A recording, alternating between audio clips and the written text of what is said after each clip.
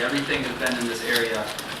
And the main area to do this work is for anxiety disorders. So I'm not a PTSD guy in particular. I've certainly published on PTSD. We have a study going at the VA right now on after PTSD. But I do just as much work on OCD and trichotillomania and social phobia. So I was thinking I'm kind of an odd speaker because I'm more of an ACT expert than I am a PTSD expert. So I think if your questions are on the specifics of PTSD, I won't really be the best guy. But the specifics of ACT, I'm a good guy. And I was going to say one other thing. I'm oddly thrilled, I don't know if oddly makes sense. People probably live in Provo and they're like, oh, this isn't that big a deal, but I've always wanted to come to BYU.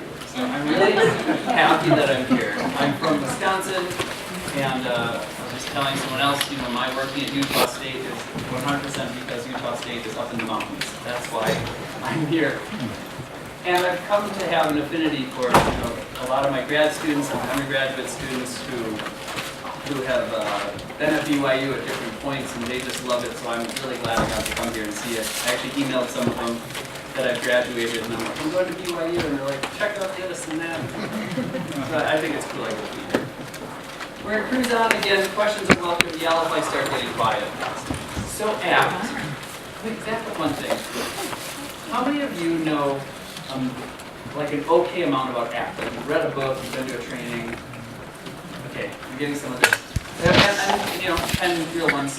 How many of you would have called it ACT and don't know the difference?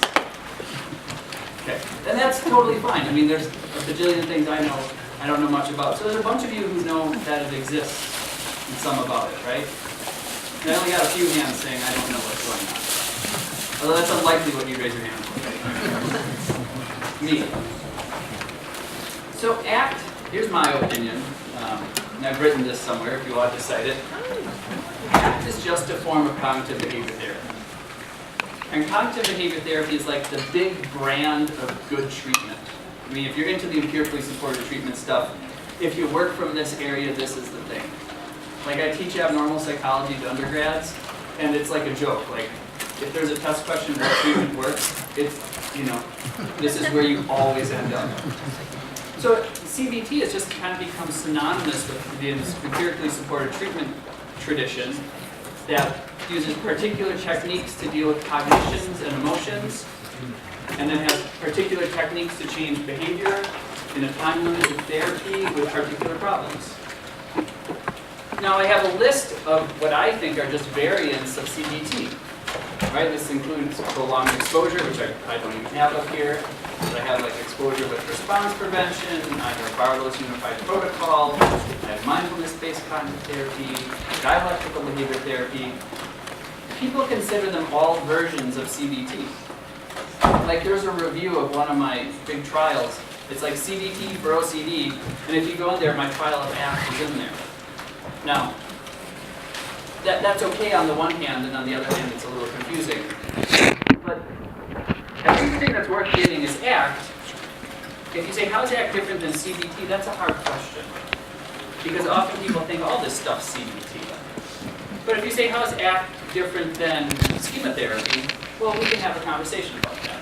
You can grab each book and we can talk about how it's different. So what I really think for you guys, if you don't mind CBT, I'm just going to talk about a particular form of it, and there's just pieces of this you can use in your work.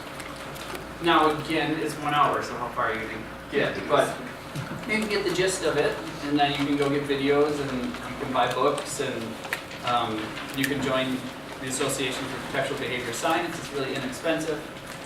And that, that organization is loaded with videos and resources and protocols, and you can learn about this stuff. What was that called?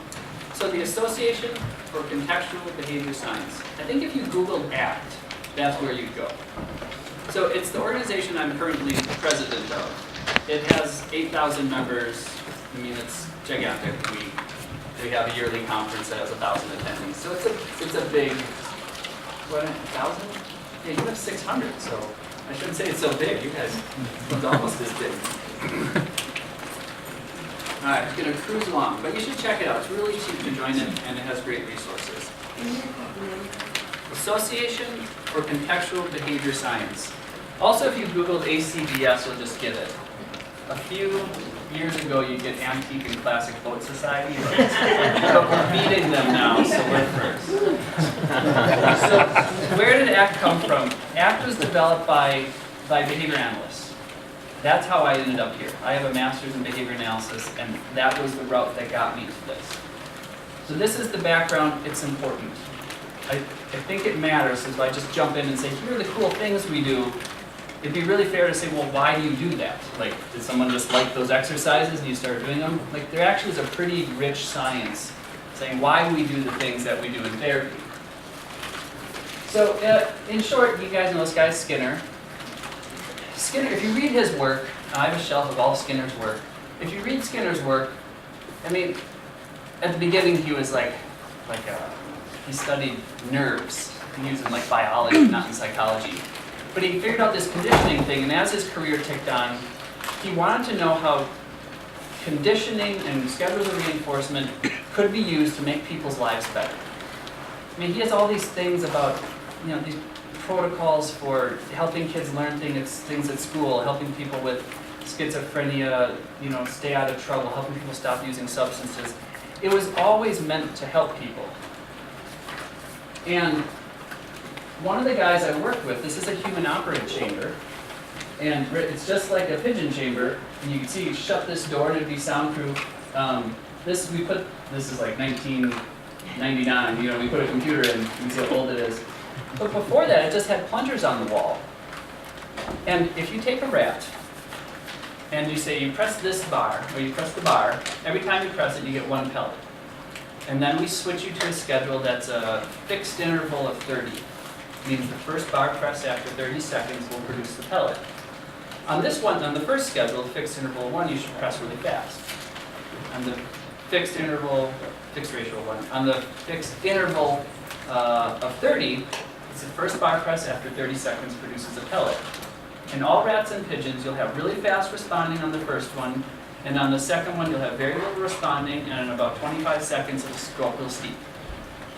Any animal you've set in that situation will do it. So this guy, Alan, what happened to my... This guy, Alan, that I worked with, wanted to see if humans would do the same thing. So he puts humans in a thing, spacebar. Put humans in a thing, and they pull this plunger, and every time they pulled it, they got to reinforce. So let's just say, spit out a nickel. And then its schedule switched. What do you think humans did when the schedule switched?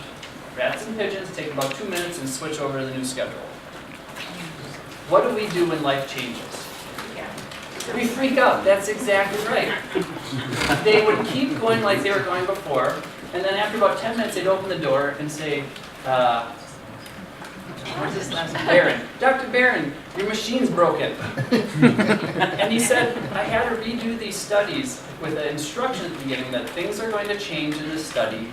You need to change with it. And once you tell humans that, then we can do what rats and pigeons do. But without that instruction, we'll just keep going with things that don't make sense. Now, if you think about in our lives, how many of our pathologies are like, we have decided this is how it works. And we will just keep doing that because that's how it works. When that's actually not the best choice. The best choice is some other thing that you've never tried.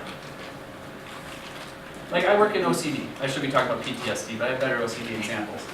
And, you have a client who's like, well, this is the one I get a lot up in Logan. A mom who's afraid to harm their daughter, or son or daughter, right? And that makes sense. Your child is the most important thing in the world to you. So they're afraid to change the child's diaper because they might accidentally sexually assault the kid. I mean, I have tons of clients like this. Right, so they do things like hold the baby underwater to rinse it off when changing the diaper. I get the rule, be wonderful to your children. But it doesn't go that far, right? That's not how it works the best. The way that works the best is you clean up your kid, and you feel anxious while doing it. Right, PTSD would be the same. If I avoid the situations that cause this fearful reaction, then I don't have the fear. Well, that rule works, but actually the better rule is to be in fearful situations and learn how to function with my fear. That's actually the one that works the best, but we get locked into one and we never shift out of it. This led to a long line of research. You can go buy the book. It's pretty darn boring, I don't suggest it. The first chapter is written by Skinner, which is kind of cool. And it just says that humans, we make up these rules about the way the world works, and we don't flex from them. We just keep following these rules because this is what it is. And we're just not shaped up by the actual contingencies that are out there. Like you take a lot of trauma examples, the person has a rule that it could be dangerous, so they avoid it, and it's sort of reinforced. No bad things happen, but that's not actually the contingencies. They're actually, like, it's not that dangerous. But you have to interact with it to learn that. I put this example of, if anyone's that I want to say dorky, but it's not really fair way to say it. You know, like that into boring science? That sounds fairly dorky. Curious. Yeah, well, I have better things to read. I can say that because I'm on it. So we edited a whole special issue on this whole idea I'm talking about. So if you just follow that, there's a whole issue on this topic. It's pretty interesting. And where this comes from is this interesting finding that in humans' language, and there's probably 200 research articles on this topic. I mean, there's like 10 in just this issue. That for human beings, if you think the world works in like a three-term contingency, if you have an antecedent, a behavior, then the consequence, the antecedent and the consequence are not stable. They are always in flux due to our cognition. So, like this room was a prompt. It's an antecedent for all of us to engage in our actions. And we all just did it perfectly, right? You all sat down and you're quiet, you're looking at me. I got up front, stood over here while I got introduced, and then I walked over, right? It tells us a certain way to behave, but here's some tweaks. Well, this is BYU, not University of Wisconsin-Milwaukee, where I'm from. My mind, I've never been here, I've never been shaped how to behave here, but I know some things about BYU's culture, which will affect my behavior, right? I'll behave consistently with the context. That's because of my language. It's not because of shaping. My mind said things. The same thing can happen, right? Like I was a Ptsd therapist for a year for sexual assault victims on a college campus. They'd be assaulted at a bar, and then they'd decide, their mind would say, young males are dangerous, right? That's not actually what their experience said, but their mind was able to form that. So now males are a fear-evoking antecedent. And then the same with the consequence, it shifts. So something like anxiety going away. Well, we don't always want anxiety to go away. It's only under a certain verbal context that we would want anxiety to go away. I love mountain biking. I seek out anxiety all the time. I snowboard, right? And in that one, my mind has said that's fun anxiety. You want that. And then in this other one, it has decided that's really bad anxiety. If you were a rat or a pigeon or a cat or a dog, you wouldn't do this. It's just with language that it can get us to do these funny things. Like 2 examples I'd like to use is when I go to the grocery store, I can buy groceries that work for me. I'm lactose intolerant, my wife's vegetarian, my daughter's very picky. Right? We all are on some type of budget. So I can buy stuff that works for us. I'm glad I have a mind. But then my poor wife, she doesn't know how well known she is. Because I tell stories about her all the time. So I'm in Reno with my wife. I'm wrapping up my Ph.D. and we have Finnegan, my last year of graduate school. And she would go up and she'd feed Finnegan, and then he'd fall asleep, and she'd hold him, and she'd read a book, and eventually she'd put him in the crib. And she would say, this was my favorite part of the night, right, or day even. It's just great having a little sleeping baby. And then, oh, am I messing it up because I'm not at the mic? Oh, no. Okay. And then, so then I go up there one day, and I walk in the room, and she's crying. I was like, oh my gosh, what happened? And I figured he'd bitter, right? Because towards the end, the teeth are coming in, right? And she says, he's getting older. And what she's saying is that this thing I love is going to end. Like, how how mean of our minds that you can be in the midst of your favorite thing and your mind can say, but you've only got another month of this. And it can turn what would be beautiful into sad and horrible. Not horrible, but sad. That's our mind. Any other animal is happy in the situation they're in. Right? My dog, if it's warm and she's recently eaten, it's all good. Right? She doesn't need anymore. She's not thinking about the future, upset about something that happened earlier. Her mind's not messing it up. So our therapy, this act, is about how do you live with a mind that does this stuff to us? Right? That like is constantly messing with things and torturing us, but you need it. Right? 'Cause it's an important part of living as a human being. But at the same time, it sure makes you unhappy. Or very fearful. So we have two constructs we talked about.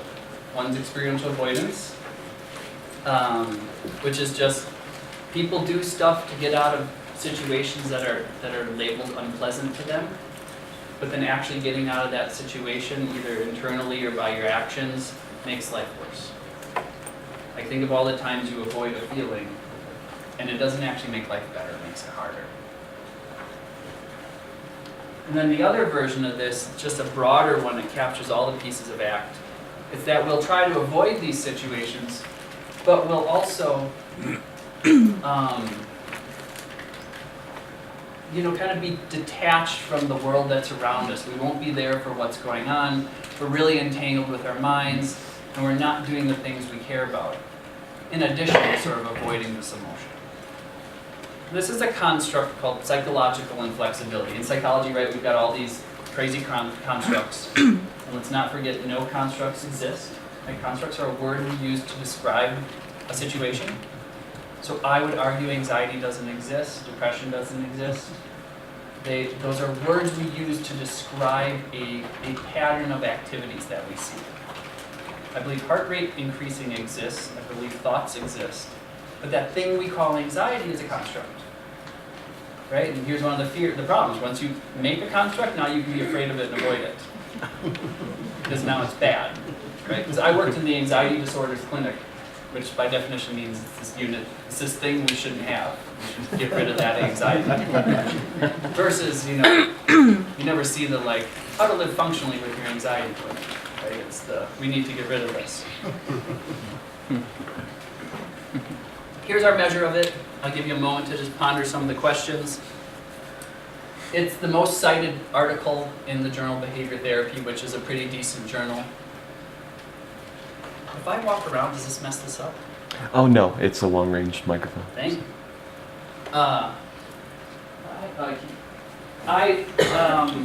If you just Google it, you'll find it. It's on the web. I will send it to any one of you who emails me. It's associated with everything. We're not going to hang out here because I only have an hour. And we, as a group, this ACBS group, there has been 130 randomized trials on ACT. And because that avoiding emotion, not being present, being caught up in your thoughts, right? What doesn't that apply to? Right? That applies to relationships, that applies to OCD, that applies to depression, that applies to I hate my job. Right? That's everywhere. So there's randomized trials in most areas. Right? When you have a group of 8,000 members, there's someone working in almost every area. And it's very international. Now the topic we're here for is PTSD. And again, I said I'm an anxiety guy. I think 90% of why they invited me is that I'm just up the road, so it's easy to get me. But I do work in anxiety. And we just published a review. It's a good journal. I'm surprised it got in. On ACT for all the anxiety disorders. And I know it doesn't make sense to say anxiety and OCD spectrum. This title's all full of errors, right? Because PTSD's moved out of anxiety and so is OCD, but somehow we did that, and they don't even call them OCD spectrum. I don't know. All of my errors are in the title, isn't that just what you want? But in here, that I was looking at, there's 63 studies of the AAQ and anxiety. So that's that measure I was just talking about. And it has, a significant medium correlation, which would make sense. And there's 13 studies with that AAQ thing I was talking about and PTSD, and you get another significant medium correlation. The crazy thing is PTSD is probably the least researched anxiety disorder in ACT. And people say why? And really the why is most PTSD that you're going to get large samples at a VA. And if anyone's worked in a VA, they are not that open to you running a trial. They're getting lots of nods. I know there's one that's completed from the Palo Alto area, but I'm not going to say what the results are because I'm not sure of them. But there has been a trial there, and ACT is in a lot of VAs. I know it's in like Maine. I train a lot of I do work with the Army. So a lot are using it, but I gotta admit the data's small, and the one small trial is from my group, and that was with Adolescence with PTSD. We are running a PTSD trial at the Salt Lake VA, so people are doing it, but I can't say there's a ton of data in that area. So it's almost like we have to skip over this fact that what I'm teaching you we don't have support for, but we have a lot of support for all the other anxiety disorders and a whole lot of things like depression, but people just haven't published much there. But I'm going to teach you about ACT anyways because it's got enough support in a lot of areas. What ACT is, actually I have a moment for a question. Does anyone have a question? Is it Joanne Dahl that's in the VA in California that does that work? There was somebody that does ACT in VA in California. Her name's Robin Walzer. Oh, thank you. Joanne Dahl is in Uppsala, Sweden. That's right, Sweden. Yeah. Okay. She's wonderful. Slightly different. Slightly, but she's wonderful. And you had your hand up too. Yes, is that trial at the VA still open for subjects, or is it already?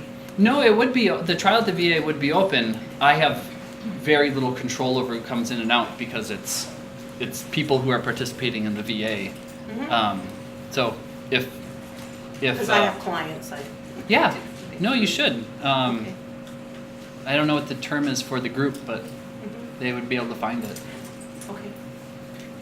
The AAQ, whatever, is that an assessment? It's just a measure. The AAQ is just a measure, kind of like the Beck Depression Inventory or something like that, that you give and you get a score. And it's just 7 items, you sum them. And what the data say is if you have a high score, ACT is a good treatment for you. And if you have a low score, it's not as good a treatment for you. It'd be like if you're really high in cognitive distortions, then CBT would make sense. If you don't have cognitive distortions, well then what are you going to work on? But again, if you're really low on the AAQ, it's unlikely you'll be struggling psychologically. And there's a lot of research on that. Is that available to use? Yeah, I'm sure it's just plain on the web. One of the things about ACT is it's a little hippie-ish. Like we purposefully don't do a lot of things. Like we don't trademark any measures. It's all free. There's no, right, you can't get accredited as an ACT therapist. We don't do any of that stuff. Like we try to make it very open for people to use if they want it. Thank you for the questions. So if you want to use ACT in your work, you just need to know these 6, we call them processes of change.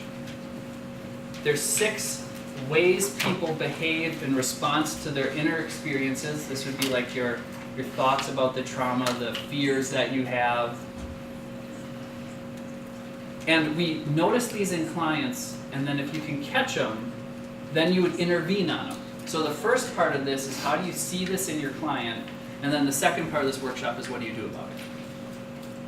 And I'll just talk about what each one of these are.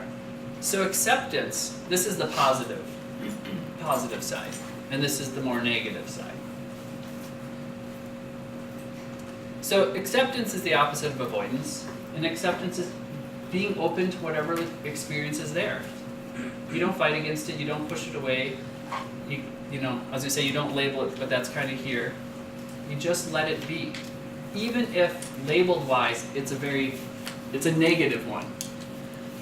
So one of the examples I like to use is when I was in grad school, actually, my master's, I knew I wanted to be a professor.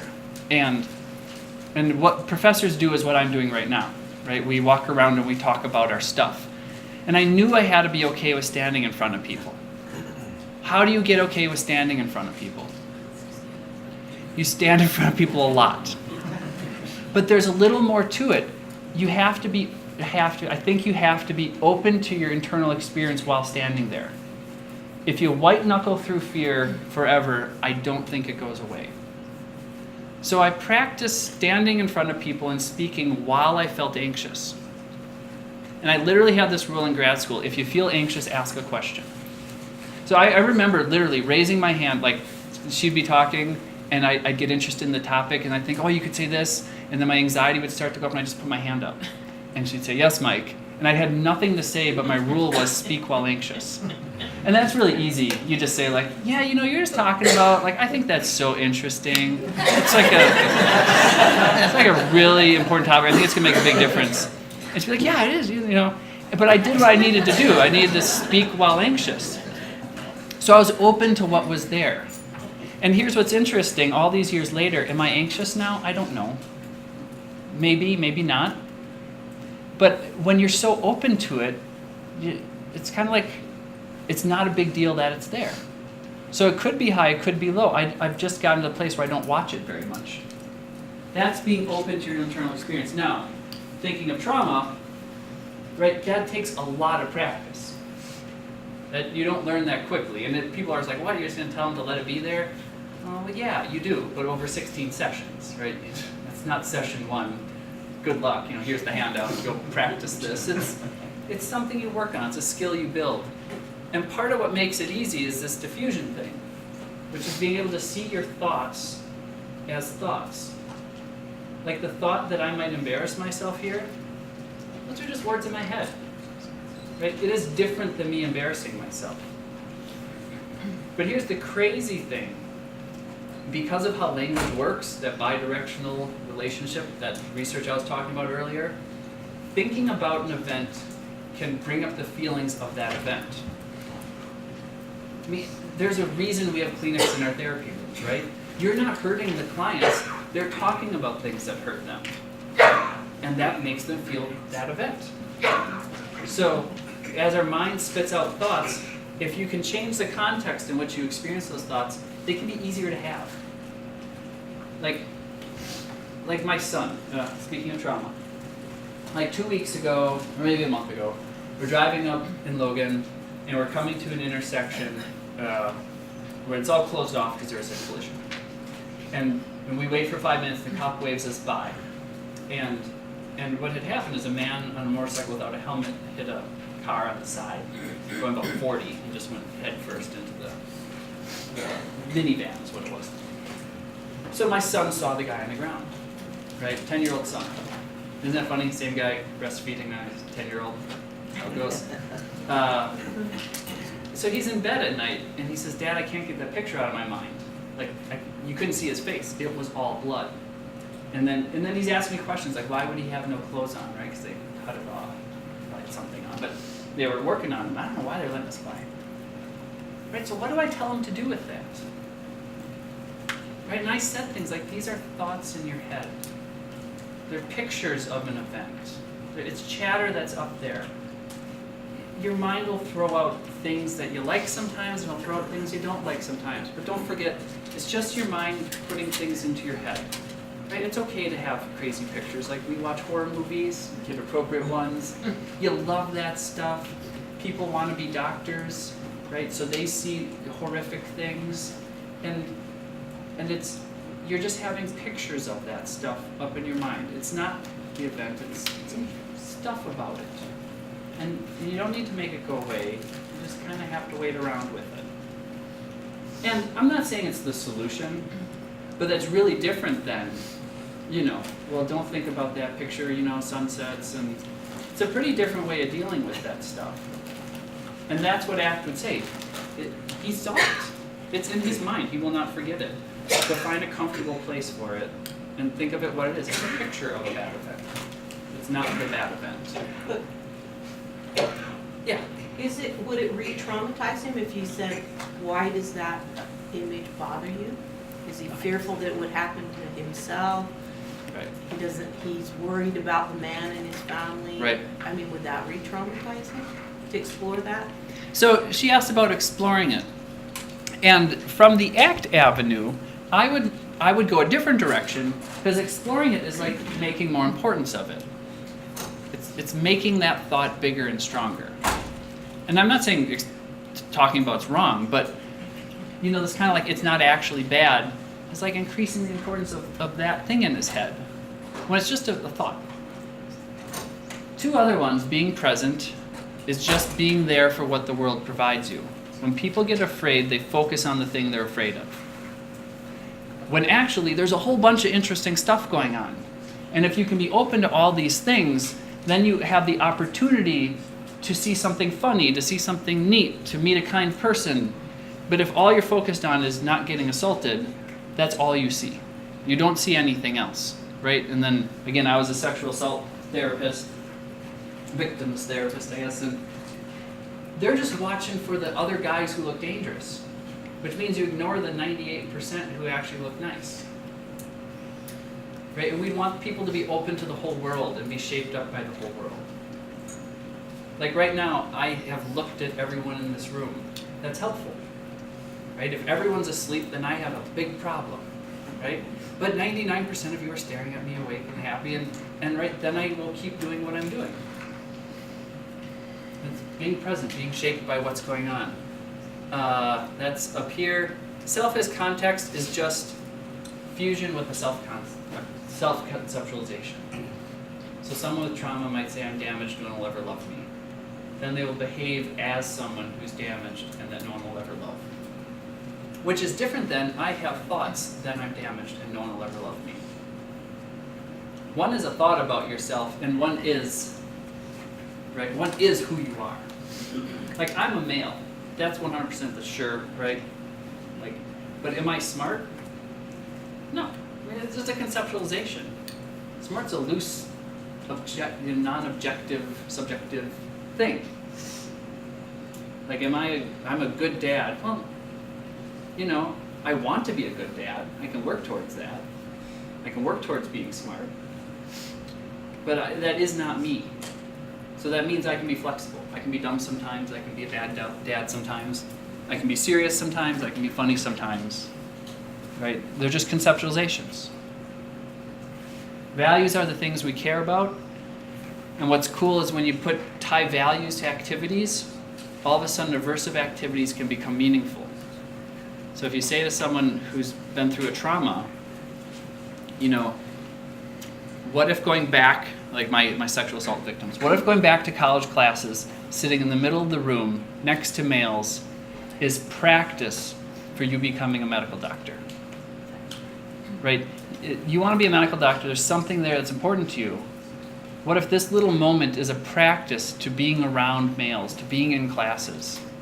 That this little thing in class is actually about something bigger. Now aversives can become meaningful. Right? Like, what if I didn't like anxiety, but what I'm talking about, what if I thought it was really important? And bringing your anxiety with you could help you help other people, or help you do something meaningful. All of a sudden, having your anxiety is not so bad. It has meaning behind it. Like, I never minded getting up with my kids in the middle of the night. I hate getting up in the middle of the night. But I was happy to do it for them, because that value was tied to it. And committed action is just the doing it, which is, in this case, probably going to be exposure exercises, either in session or outside of. Good? So we have 20 minutes. My friend Mike, who's at my school with me, did a meta-analysis and found that each one of those processes is important on its own. You can use it on its own. They're good things. And I'm just going to go through these 6 processes, and then I'm done. Talk a little bit about how I do this in therapy. So when I teach acceptance, I teach in session, it's okay to feel what you feel. Everything I do shows it's okay to feel what you feel. I have a client, my client says, I thought about killing myself this weekend. I'll say, tell me about those thoughts. Right? I'm okay with a thought. I'm okay with a feeling. My client says, like, I loaded my gun this weekend and put it at my head. Okay, I'm not okay with actions, but I'm okay with thoughts that people have.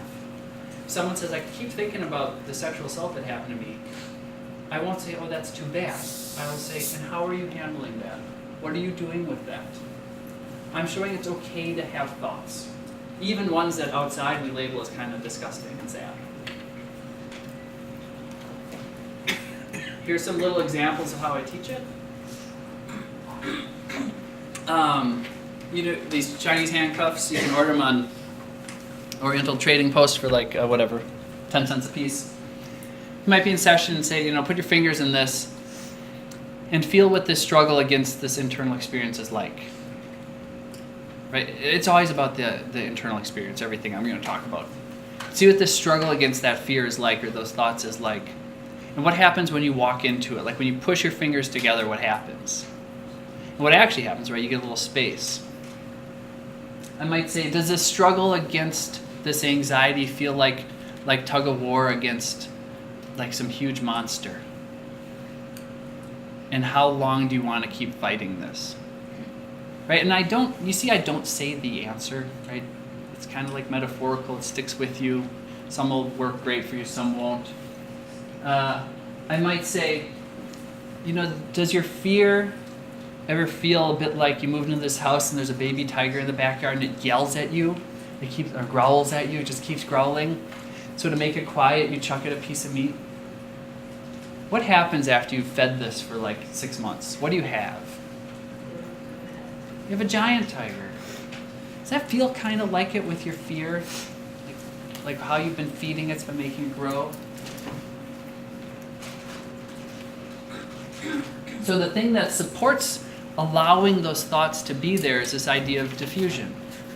So who knows who that guy is? Bob Uecker. How do you know that? Whoever said that? Baseball announcer, TV show. I know. TV show. I'm impressed to know. Someone usually knows it, but they have some tie to Milwaukee.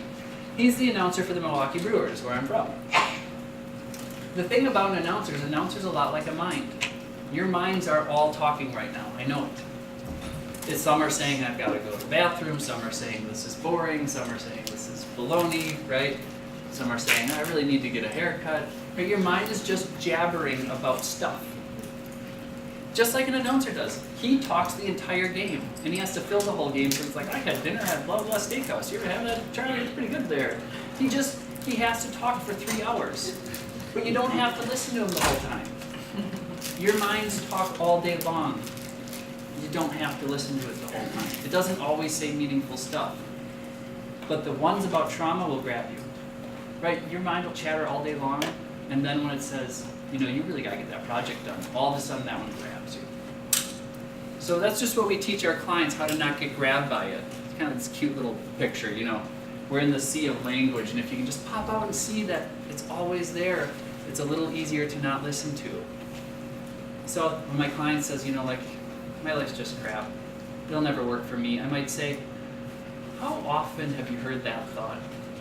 Is that a new or old one? Does life work out better for you when you follow that one or when you don't?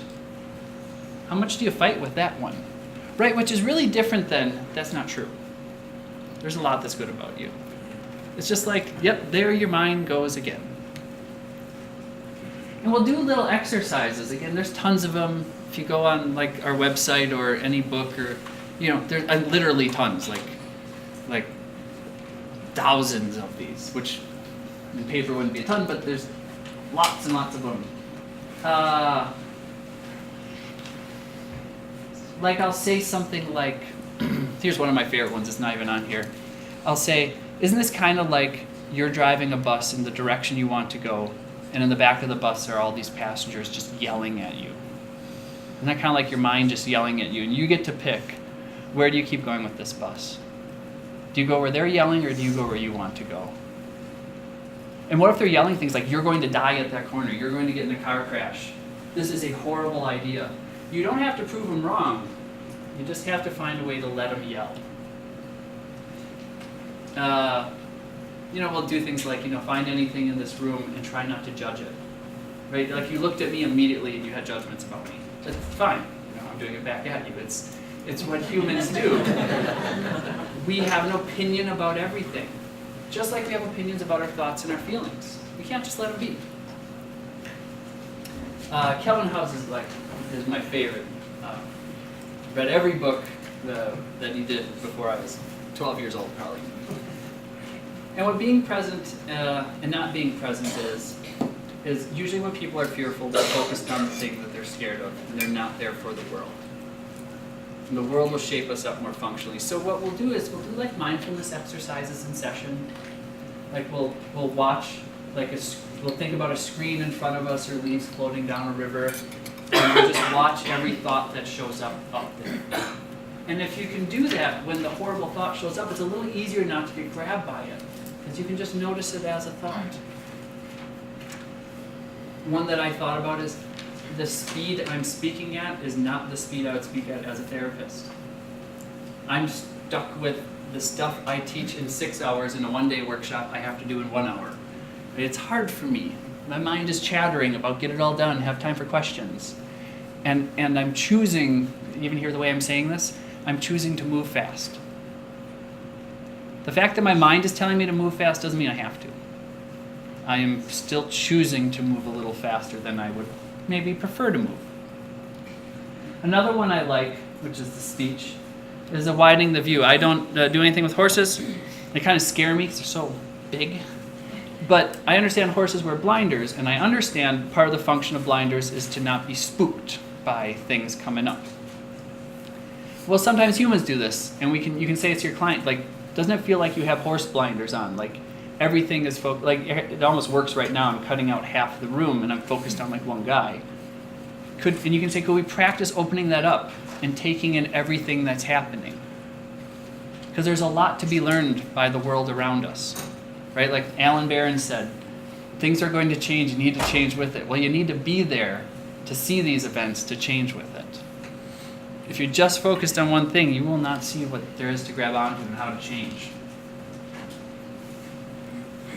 This is the self-conceptualization, and I'll use this example in a like a session. I'll say that thought that you're a piece of junk, right? Like your client would say this: I'm a piece of junk, like I'm horrible. Things are going to go poorly for me. There's always going to go poorly. That's who I am. It's always been that way.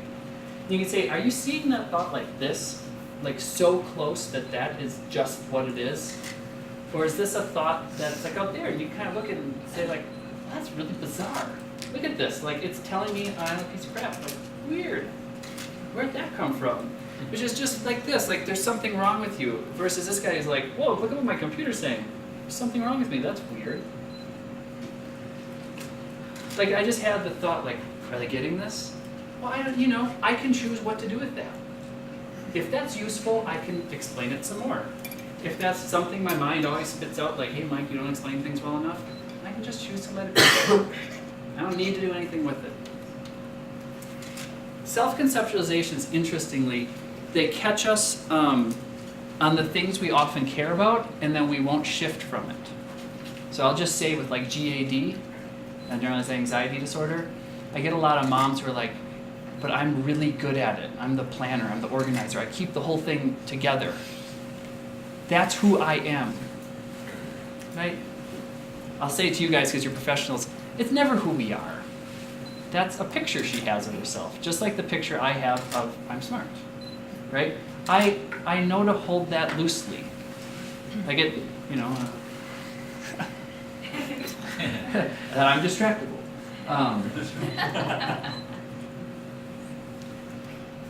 So when someone says, okay, I can't do that because I'm damaged. I can't do that because it's likely someone will hurt me. You can say, is that something you're saying or is that something your mind's saying? I see that's a thought in your head. Are you that thought or is that a thought you're having? You can say, look at something that you find pretty or ugly. And now that you see that, are you pretty or ugly? Or are you having a thought about pretty or ugly? Right? Help them see that this chatter inside them, like someone's like, I'm vulnerable. I'm a bad driver.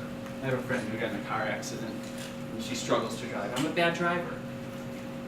No, you have thoughts that you're a bad driver. Right? It's different than the event of that one car accident you had, right? One car accident in 30 years of driving.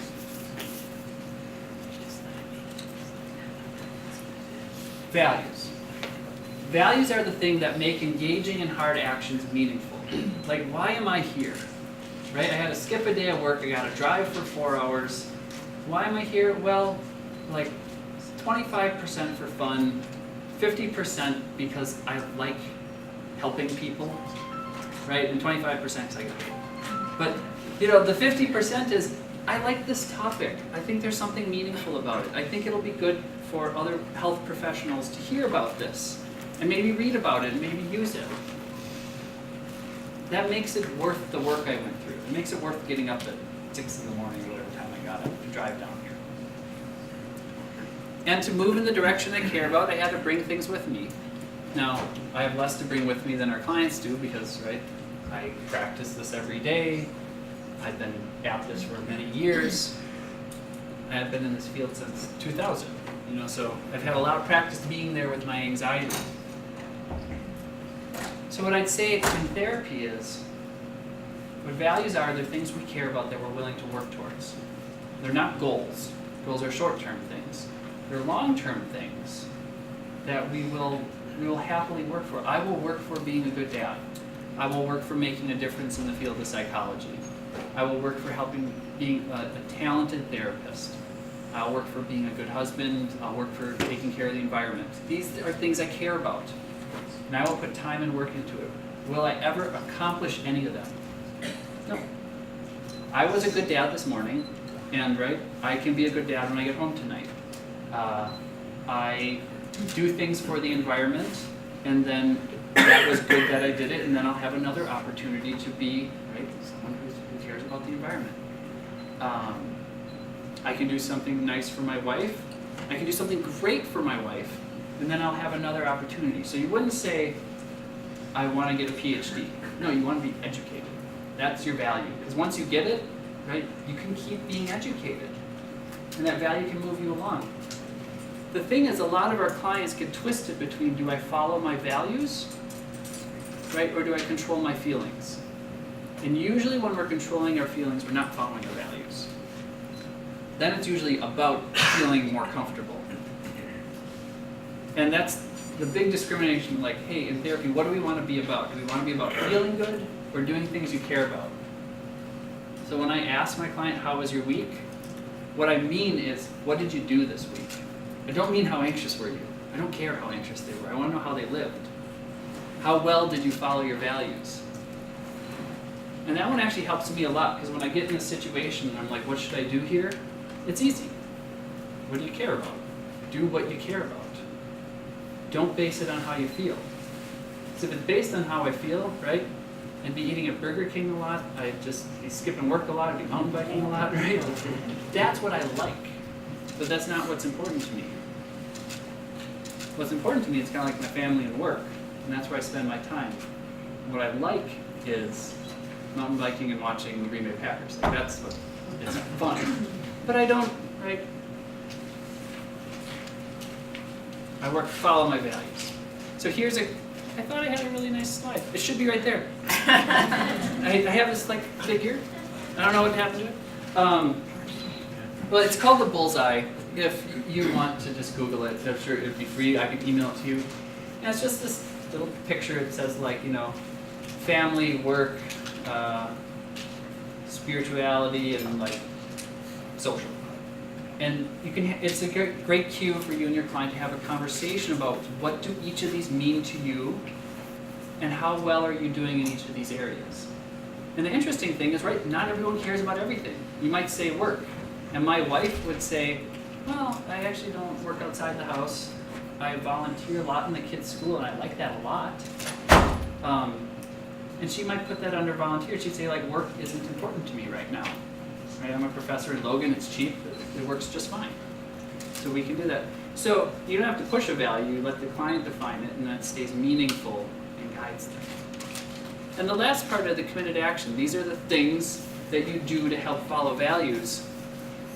But while you're doing it, you practice being open to your thoughts and feelings and emotions and whatever comes with it. So for PTSD, this would be, in my opinion, in-session exposures and out-of-session exercises.